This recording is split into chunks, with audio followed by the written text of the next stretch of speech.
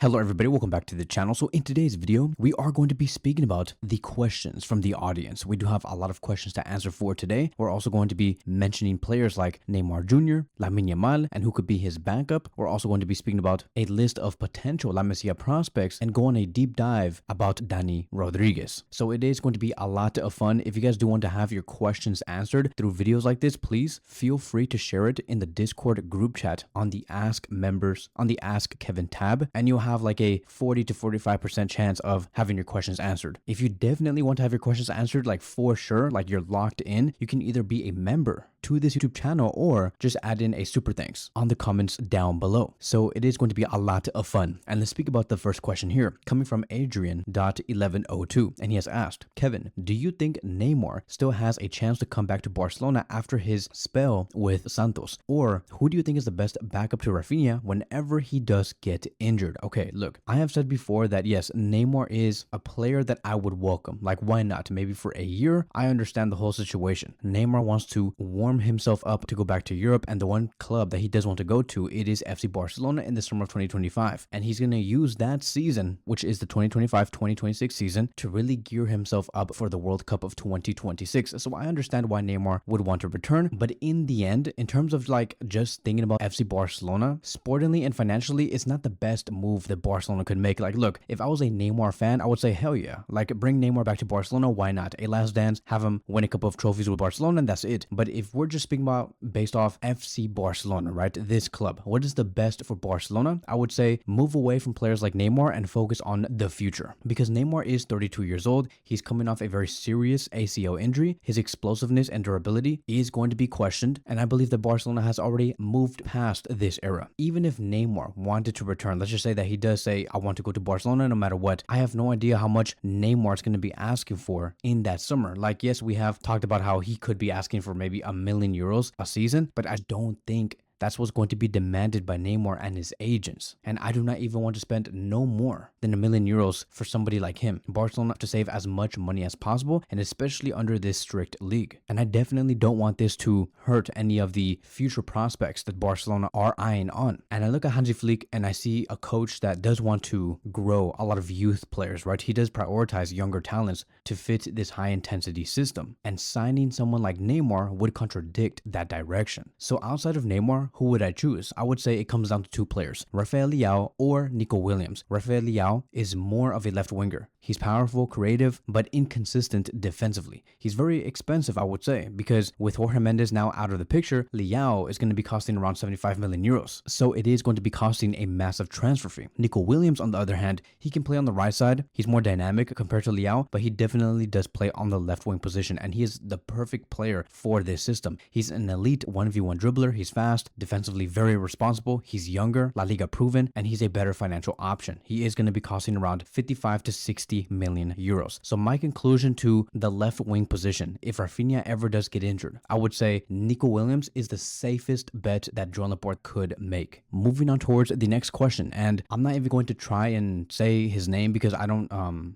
even comprehend like what I'm looking at. So I'm sorry, bro, like if I couldn't like say your name, but yeah, I'm gonna just post you on here on the video, and this is what he said. Hey Kevin, so I have a question. Who can be the backup for Lamine Yamal for next season? In my mind, I have Karim Adeyemi. He can play on the right side with Lamine Yamal. What do you think? Can he fit in our squad, or do you have any options besides him? Okay, so very interesting question, right? Because when we speak about Adeyemi has been a player that I have always admired. Always. I even have like some cards of him saved in my stash. And I remember back in 2020, 2021, 2022, we heard constant rumors of him being linked to FC Barcelona because he was a massive potential player, somebody who can really blossom and conquer Europe. But I'm not going to lie, in the past 2 years or 3 years, he has really died down. I mean, like he did have a few Champions League matches where he was like very definitive and especially very on point against Real Madrid back in that final. But outside of that, he has not really made a lot of noise, I would say. And yes, it's true that we have also been linked to Marcus Rashford, somebody who can play on the right wing position and maybe be the backup to Lamine Yamal. I'm gonna scratch that whole move away. I just don't think it's going to happen. Rashford for sure is going to maybe potentially just stay at Aston Villa officially. In my own view, like if you were to ask me, I do have a very selfish idea. Very selfish, very fantasy-like, but I would say Florian Wirtz should be the backup to Lamine Yamal because Florian Wirtz can play in all positions in the attack. Like if Lamine Yamal does need rest, put Florian Wirtz on the right wing position. Why not? If Rafinha needs rest, Florian Wirtz on the left wing position. If Dani Olmo needs rest, Florian Wirtz on the central attacking midfield position, and that's it, right? You don't really have a true like right wing backup to Lamine Yamal, but you have somebody who can play in that position like Florian Wirtz. That's what I would like to see, but I just don't think it's going to happen. I mean, it's going to take a lot of convincing for the player to want to go to FC Barcelona, and Barcelona for sure have to meet the player halfway with the 110 million euro release clause. So Marcus Rashford, no. Florian Wirtz, I would say there's a 20% chance. Adeyemi, yes, he is a great option. I know that we have also speaking about Tony Fernandes, somebody who I know will make a lot of noise in the first team, but I spoke about the player like enough. Like I do want to kind of give you guys like better ideas, especially what this guy has brought up. Like Adeyemi, like yes, I would say Adeyemi would be a great audition. I mean, like he's German, he probably knows Hansi Flick probably knows him. They speak the same language. The transition is going to be very easy. Adeyemi's contract with Dortmund is valid until June 30th, 2027, and his gross salary right now, it is 50 million euros a season, which is, I'm not going to lie, a lot of money. But if Hansi Flick ever does see potential in Adeyemi, then I would say just go all in for it, because Hansi Flick is a man with a plan. And when we compare Lamine Yamal to Adeyemi, you can see, right, that Adeyemi and Lamine Yamal are very different in terms of levels. Adeyemi is like 3 to 4 levels below Lamine Yamal. He is definitely a downgrade to Yamal. Does it mean that Adeyemi is a bad player? No, it's just that Lamine Yamal is super good. There's not a single thing that Adeyemi is better at in this graph here. If we also see like the attacking numbers, Lamine Yamal is just better in shots per 90, shots on target per 90, goals per 90, assists per 90, you name it, everything else. So it's not like we're going to get Adeyemi and he's going to be a massive upgrade to Lamine Yamal. That's not going to happen, but he's definitely good enough. So in my opinion, I would say the first option for me to reinforce the right wing position, it is Tony Fernandes, which is the most feasible, realistic one. The second one, I would say Adeyemi. Third, I'm going to put in Florian Wirtz. Moving on towards the next question coming from Eldon927. Could you go over a list of the new potential La Masia prospects? And I love listening to your videos. I drive and deliver items. Today is the first time I've actually been watching for about 4 months and enjoy your point of view. Shout out from Houston, Texas, and PS, glad to see you're a Vato just like me. So thank you, bro, for the question. I really do appreciate it. And this is going to be a massive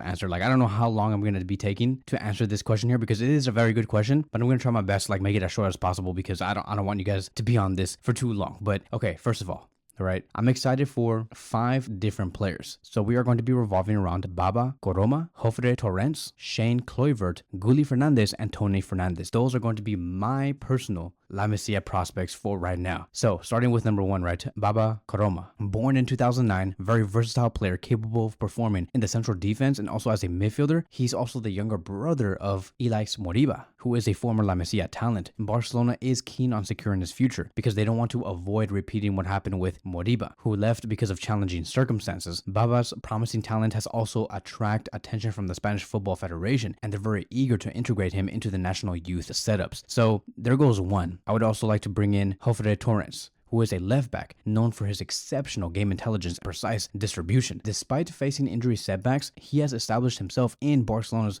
Juvenil A team. His physical attributes, including his speed and endurance and tactical awareness, makes him a very reliable left back, and he has the ability to support a lot of offensive plays. There is a preliminary agreement to extend his contract as well, so Barcelona do have a lot of confidence in his potential. The next one is going to be Shane Kluivert, who was born in 2007. He is the son of former FC Barcelona striker Patrick Kluivert, joining La Masia at the age of just 9 years old. So Shane has demonstrated significant progress since he joined, right? And particularly as a winger, he has adopted a lower profile on his social media. So like if you want to search him up, it's kind of like really hard to find him, but he has been marked in very impressive performances in the youth competitions, and internationally he has represented the Netherlands at the under 18 level. So we'll see if he ever does get a first team call up by Hansi Flick. He's still only 17 years old. By the time we get into the next season for the preseason, he'll be around the age of 18 years old. And could he be our solution to the number 9 position? Once again, we'll see. Moving on towards the last one, and I'm going to be putting these players together because they're always like referenced together, but it is going to be Gulli Fernandes and Tony Fernandes. They were both born in 2008. They are so important to Barcelona's youth system. It's not even funny, bro. They have exceptional talent, both of them, and they have a deep understanding of the game. Gulli Fernandes is a central midfielder, and his ability to break lines and his goal scoring level, it is amazing. Gulli has been with La Masia since 2018 after after transitioning from Espanyol's youth setup, and his performances in the under-17 match where he scored 4 goals against Germany really did highlight his offensive capabilities. Gulli's physical development as well and tactical intelligence have accelerated his progression, leading to the inclusion of him in the first team training sessions under coach Hansi Flick. And the same thing does go for Tony Fernandes. He's a attacking midfielder, somebody who can play on the right wing position, and Tony is celebrated for his creativity and composure with the ball. He has had great games, like in matches against Man City and AC Milan, and at 16 years old, Tony Fernandes became the youngest goal scorer for Barca Athletic, breaking a long-standing record, and his versatility across the front line and his technical skills have made him one of the standout performers in youth competitions. Both of these players, who are cousins, have extended their contracts with Barcelona until 2027. Barcelona do have plans with Gulli Fernandes and Tony Fernandes, and they will for sure be in the first team next season. So speaking about La Masia and its players, I now want to include another player that we have talked about before a few years ago, and that is Dani Rodriguez. We have Adam 1100 asking, Kevin, can you make a video about Dani Rodriguez? We haven't heard about his progress lately. Dani Rodriguez was born on August 9th, 2005, right, in Spain. He's a promising winger currently playing for Barca Athletic. He is known for his versatility as well and can play on the right wing and left wing position. Dani began his footballing journey at Real Sociedad before making a significant move to FC Barcelona in 2020.